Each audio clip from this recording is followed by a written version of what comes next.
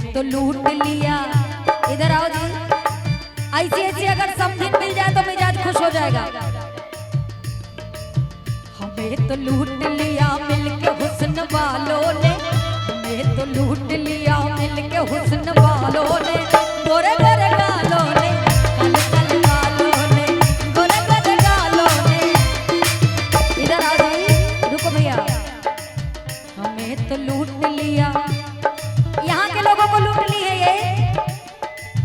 इन्हें तो लूट लिया मिलके बंगाल वालों ने,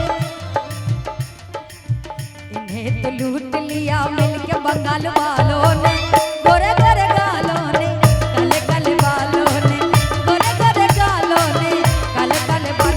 सुना अगुआ महान बटे के अरमान।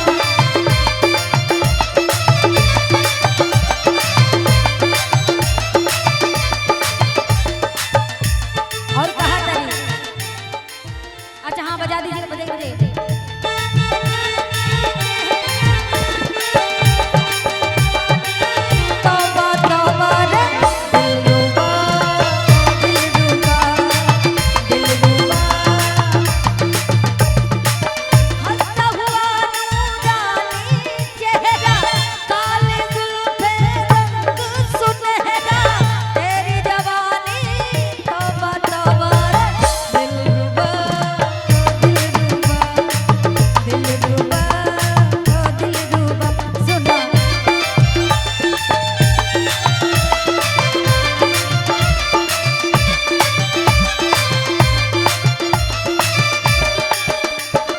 और समझी कहा तारे अपना समझी से,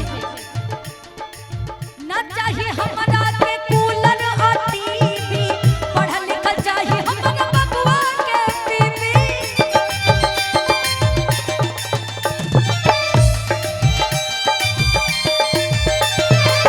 ना चाहिए हमरा के कूलर और टीवी, पढ़ल लिखल चाहिए हमरा बबुआ के बीबी, पढ़ल लिखल चाहिए हमरा बबुआ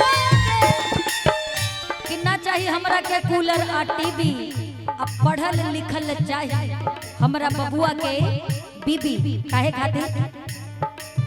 हो उनका रूप रूपवान चाहिए, उनकर गुण गुणवान चाहिए।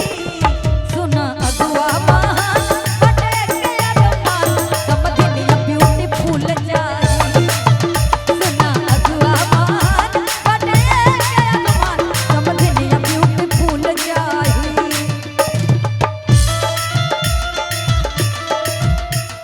वाह वाह वाह वाह, रुक जाओ रुक जाओ। अच्छा समधी अगुआ से कहा तेरे मालूम बका, तुम तो धोखेबाज हो, वादा करके भूल जाते हो।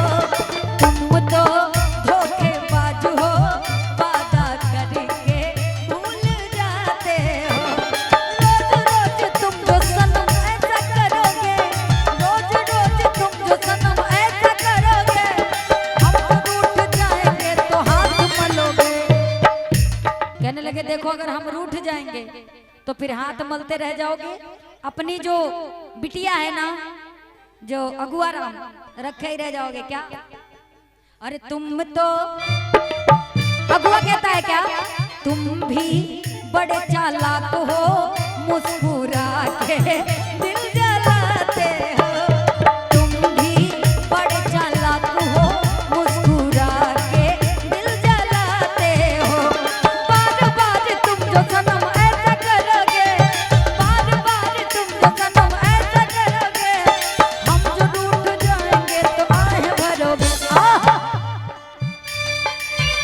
अरमान बटे के अरमान, समधिनिया।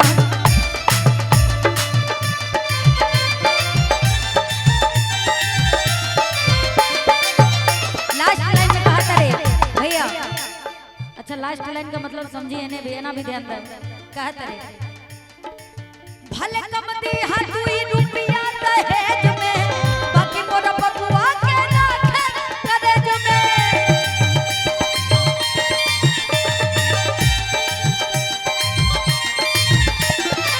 भले कम दी हाथ हुई रुपया दहेज में, बाकी मोरा बबुआ के राखे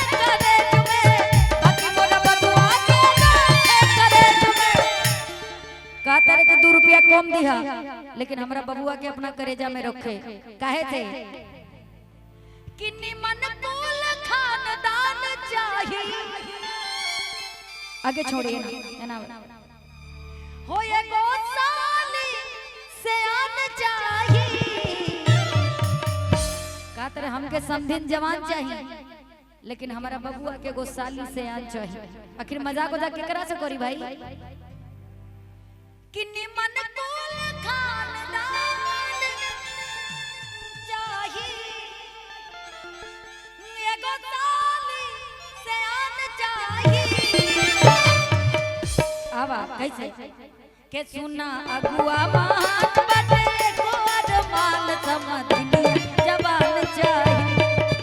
सुना अगुआ मान बटे गोद मान समधिनिया जवान चाहिए।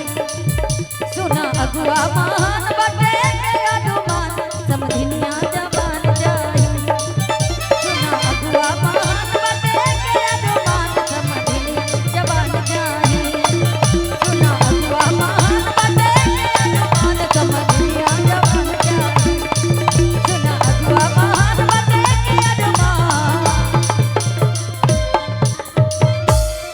समधिनिया ब्यूटीफुल चाहिए और ब्यूटीफुल चाहिए। अच्छा लगा तो थोड़ा ताली बजा के आशीर्वाद दे दीजिएगा। और एक गाना ये जो पीला कुर्ता पहने भैया फरमाइश करके गए हैं सुन के आ के कान में सुना रहे हैं किसको।